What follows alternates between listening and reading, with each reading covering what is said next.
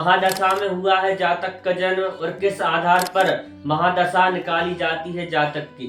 नक्षत्र के आधार पर महादशा निकाली जाती है। चलिए आज हम इस वीडियो के माध्यम से जानेंगे कि कौन सी महादशा में जातक का जन्म होता है और जन्म नक्षत्र क्या होता है। चलिए मैं आपको लेकर चलता हूँ कि किस प्रकार से हम जान सकते हैं। सभी ज्योतिष के इच्छुक विद्यार्थियों का स्वागत करता हूं मेरी यूट्यूब चैनल दशा तत्व ज्योतिष विज्ञान में, जिसमें कि हमारा मुख्य रूप से षोडश वर्ग पत्रिका बनाने की विधि को लेकर विषय चल रहा है, जिसमें हमने 16 चक्र भरना सीख लिया है और ग्रह अस्त कब होते हैं यह भी जान लिया है। ग्रह मार्गी कब होता है, ग्रह वक्री होता है तो किस प्रकार से जन्म पत्रिका में लिखना चाहिए। यदि आप भी ज्योतिष पढ़ना चाहते हैं और नए विद्यार्थी हैं तो हमारे इस YouTube चैनल को सब्सक्राइब जरूर कीजिएगा, बेल आइकन को ऑल पर दबाइएगा क्योंकि जो भी वीडियो डले वह आपके पास में पहले पहुंचे। तो मैं आपसे बात कर रहा हूं कि कौन सी दशा में जातक का जन्म होता है। देखिए जन्म नक्षत्र क्या होता है। जब हमने अगले वीडियो में वीडियो डाला हुआ है कि चंद्र स्पष्ट हुआ था तो जन्म नक्षत्र को लेकर ही चंद्र स्पष्ट हुआ था। अब देखिए वही नक्षत्र लेने पर हमको महादशा प्राप्त होगी, लेकिन उसके लिए शास्त्र में बोल दिया है किस प्रकार से महादशा निकाली जाती है। क्योंकि बृहत्पाराशर होरस शास्त्र में श्लोक दिया गया है, कृत्तिका दे स्त्रीरावृत्या रवि इंदु कुज राहवा जीवार की विच्छिखिता दशेषा परिकीर्तितः। उन्होंने बोल दिया है कि कौन से नक्षत्र से गणना करनी चाहिए। उन्होंने बोल दिया कृत्तिका दे स्त्रीरावृत्या, कृत्तिका से 3-3 नक्षत्रों को 9 भाग में विभाजित कर लेना चाहिए और 9 ग्रहों के उसमें बना देना चाहिए। जिस प्रकार आप पीछे देख पा रहे होंगे कि मैंने यहाँ पर पूरे 9 ग्रह लिख दिए और 3-3 नक्षत्र करके लिख दिया और दशा वर्ष भी वहां पर लिख दी है कि क्योंकि एक ग्रह की महादशा इतने वर्ष तक रहती है। यह जानना बहुत जरूरी है कि कौन से ग्रह की कितने वर्ष तक महादशा रहती है। महादशा निकाल लेंगे फिर उसके बाद में अंतरदशा निकाली जाती है।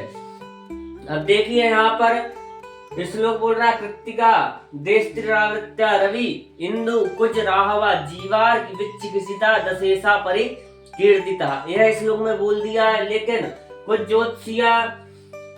ज्योतिष वाले बोलते हैं कि आचम भोरा ब्री शंभु केसु। इस प्रकार से उन्होंने 9 ग्रहों को लिख दिया है। देखिए अब यहाँ पर सूर्य, चंद्रमा, मंगल, राहु, बृहस्पति, शनि, बुध, केतु और शुक्र, यह 9 ग्रह होते हैं और 9 ग्रहों को इस प्रकार से दशा में माना गया है। ये नहीं है चंद्रमा की आएगी फिर मंगल की आएगी फिर बुध की आएगी या गुरु की आएगी, इस प्रकार से नहीं है। इसमें बोला है रवि इंदु, रवि अर्थात सूर्य, इंदु अर्थात चंद्रमा, रवि इंदु कुज अर्थात मंगल, श्लोक में बोल दिया। लेकिन मैं आपको समझा देता हूं कि आचम भोरा, आ अर्थात होता है सूर्य, चम अर्थात होता है चंद्रमा, हो अर्थात होता है मंगल। इस प्रकार से 9 ग्रहों को डिवाइड कर दिया है। आप इसको आपके तरीके से भी जान सकते हैं, या आप 2 प्रकार है इसके, आचम भोरा ब्री शंभु के सु। चंभोरा ब्री शंभु के सु, या रवि इंदु कुज राहवा जीवार की विच्छिखिता दशेषा परिकीर्तिता। इस प्रकार से आप ग्रहों को समझ सकते हैं। और इसमें बोल दिया है 3-3 नक्षत्रों। देखिए एक बात और मैं आपको बता दे रहा हूं कि होरा शास्त्र में कृत्तिका नक्षत्र से गणना होती है नक्षत्रों की, और सिद्धांत में धनिष्ठा नक्षत्र से गिनती होती है, और संहिता में अश्विनी नक्षत्र से गिनती होती है। कोई मुहूर्त निकालते हैं तो अश्विनी नक्षत्र से गिना जाता है। फलित में यदि कुछ चीज का भी गणना करनी है तो कृत्तिका नक्षत्र को लिया जाता है, और सिद्धांत में कोई भी गणित होता है तो उसमें धनिष्ठा नक्षत्र से गिनती होती है। तो हमारा क्या चल रहा है, फलित है महादशा की जातक का जन्म कौन सी दशा में हुआ है तो जन्म नक्षत्र हमने लेंगे और उसके हिसाब से हम मिलाकर देखेंगे कौन सी महादशा में जातक का जन्म हुआ है। देखिए अब सीधी सी बात है, कृत्तिका नक्षत्र से यहाँ पर गणना करिए। सूर्य के 3 नक्षत्र हो गए हैं, चंद्रमा के 3, मंगल के 3, राहु के 3, बृहस्पति के 3 और शनि के 3, बुध के 3, केतु के 3, शुक्र के 3, 9 3 27। आप यह जानते हैं कि 27 नक्षत्र होते हैं, 9 का भाग दे दीजिए तो 3 बार जाएगा, 9 3 27, और उनको इस प्रकार से लिख लेना चाहिए। सूर्य के कौन कौन से हैं? कृत्तिका, उत्तरा फाल्गुनी और उत्तराषाढ़ा। यदि इन 3 नक्षत्रों में जातक का जन्म होगा तो वह सूर्य की महादशा में जातक का जन्म होगा। यह बात समझ लीजिए, यह महादशा की बात हो रही है और कोई सी दशा की बात नहीं हो रही है। चंद्रमा की महादशा में कब जन्म होगा, कौन से नक्षत्र में जातक का जन्म होना चाहिए? तो बोल दिया रोहिणी, हस्त और श्रवण नक्षत्र में यदि जातक का जन्म हो तो चंद्रमा की महादशा में जातक का जन्म होगा। और मंगल की महादशा में कौन से नक्षत्र में जन्म होगा? मृगशिरा, चित्रा और धनिष्ठा। और राहु की महादशा में आद्रा, स्वाति, सदविशा। बृहस्पति में पुनर्वसु, विशाखा, पूर्वा भाद्रपद। शनि की महादशा में पुष्य, अनुराधा, उत्तरा भाद्रपद। बुध की महादशा में अश्लेषा, ज्येष्ठा, रेवती।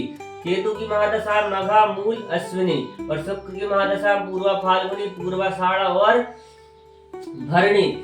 इन नक्षत्रों में यदि किसी जातक का जन्म है तो इन ग्रहों में महादशा में जातक का जन्म होगा।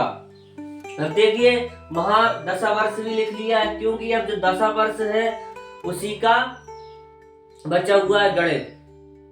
आगे अपन जब महादशा का गणित निकालेंगे तो उसमें पता चलेगा कि जातक का जन्म हुआ था तो जातक ने जन्म के पूर्व ही इतनी दशा भोग ली थी और इतनी भक्त बची हुई है, मतलब कि आदि दशा जातक भोग लेता है और आदि दशा जन्म के बाद में भोगता है। जब अपन भुक्त काल और भोग्य दशा निकालेंगे और जन्म तारीख जोड़ेंगे, जब अपन को पता चलेगा जातक का जन्म इस तारीख को हुआ था और उससे इसने इतनी दशा को पहले ही भोग लिया और उसके बाद में अब इतनी दशा को भोगेगा। अब देखिए, सूर्य की जो महादशा वर्ष है वह 6 वर्ष है। सूर्य 6 वर्ष की महादशा रहती है सूर्य की। चंद्रमा की 10 वर्ष की महादशा रहती है, मंगल की 7 वर्ष की, राहु की 18 वर्ष की, गुरु की 16 वर्ष की, शनि की 19 वर्ष की और बुध की 17 वर्ष की, केतु की 7 वर्ष की और शुक्र की 20 वर्ष की। 120 वर्ष महाआयु यही कहलाती है ज्योतिष शास्त्र में। यदि आपको अच्छे तरीके समझ में आया हो तो इस YouTube चैनल को सब्सक्राइब जरूर कीजिएगा। जो भी ज्योतिष पढ़ना चाहते हैं उनके पास में है वीडियो, शेयर कीजिएगा। सभी को हर हर महादेव।